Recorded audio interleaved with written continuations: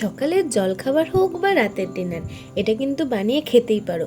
হালকা ঠান্ডা তো পড়েই গেছে, গরম গরম এটা বানিয়ে খেলে মন্দ হবে না। আর বানাতেও খুব একটা বেশি সময় লাগে না। আমাদের বাড়িতে এটা প্রায়ই হয়, খেতে দারুণ টেস্ট। খুব সহজেই এটা বানানো যায়। চলো আজকে তোমাদের শিখিয়ে দিই যে কত সহজে আর কত তাড়াতাড়ি একটা হেলদি টেস্টি ব্রেকফাস্ট বা ডিনার বানানো যায়। কী কী লাগছে দেখে নিই। এদিকে ময়দা, এদিকে পেঁয়াজ কুচি, এটা ছিল চালের গুঁড়ো, ওইদিকে ডিম, আর এদিকে আমি দুধটা ফুটিয়ে ঠান্ডা করতে রেখেছি। দেখো, চালের গুঁড়োটা কিন্তু পুরোপুরি অপশনাল ব্যাপার। প্রথমে আমরা ময়দার মধ্যে একটু অল্প পরিমাণ চিনি আর অল্প পরিমাণ নুন মিশিয়ে নেব।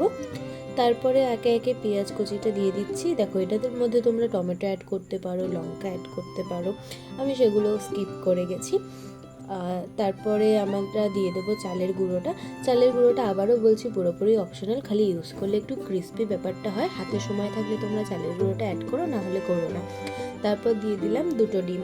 আমি এখানে দুটো ডিম ইউজ করেছি, তোমাদের ময়দার পরিমাণ বেশি থাকলে ডিমটা একটু বেশি নিও। এগুলোকে ভালো করে মিশিয়ে দিতে হবে। দেখো, আমি একটু একটু করে দুধটাকে অ্যাড করছি।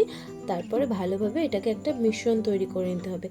মাথায় রেখো যেন মিশ্রণটা বেশি পাতলা না হয়ে যায় বা বেশি গাঢ় না হয়ে যায়। বেশি গাঢ় হয়ে গেলে তোমরা দুধের পরিবর্তে জলও ইউজ করতে পারো, আর পাতলা হয়ে গেলে তোমরা একটু ময়দা অ্যাড করে নিও। দেখো কি সুন্দর আমি মিশ্রণ তৈরি করে নিয়েছি। তারপরে কিছুই না, চাটুর মধ্যে হালকা তেল দিয়ে মিশ্রণটা ভালো করে, যেমন আমাদের পিঠে তৈরি হয়, সরু চাকলি পিঠে তৈরি হয়, সেরকমভাবেই এরকম মিশ্রণটা দিয়ে দেব। দিয়ে একটা তোমরা তেজপাতাকে কেটে নিয়ে সেটা দিয়ে ভালো করে এরকম মিশ্রণটাকে ছড়িয়ে নিতে পারো, দিয়ে গোল করে নিতে পারো। তারপর যেমন পরোটা ভাজা হয়, পরোটার মতো তেল দিয়ে এপাশ ওপাশ ভেজে তুলে নিলেই কিন্তু তৈরি হয়ে যাবে। দেখো, আমি এটা পার্সোনালি খুবই পছন্দ করি। আর তোমরা যারা যারা এটা বানিয়ে খাও তারা কিন্তু কমেন্ট করে জানিও যে তোমাদের এটা খেতে কেমন লাগে। আমার তো দুর্দান্ত লাগে। আর যারা যারা আমার ভিডিও দেখে এটা বানাবে ভাবছো বা বানিয়ে খেয়েছো, তারা কিন্তু কমেন্ট করে অবশ্যই জানাবে। তোমাদের কমেন্ট পড়তে কিন্তু আমার অনেক ভালো লাগে। এটা তোমরা টমেটো সসের সাথে খেতে পারো বা মেয়োনিজের সাথেও খেতে পারো, খেতে কিন্তু অনেক সুন্দর লাগে।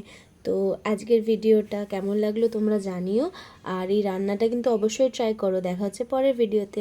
টাটা। আর হ্যাঁ, চ্যানেলটাকে সাবস্ক্রাইব করে দিও।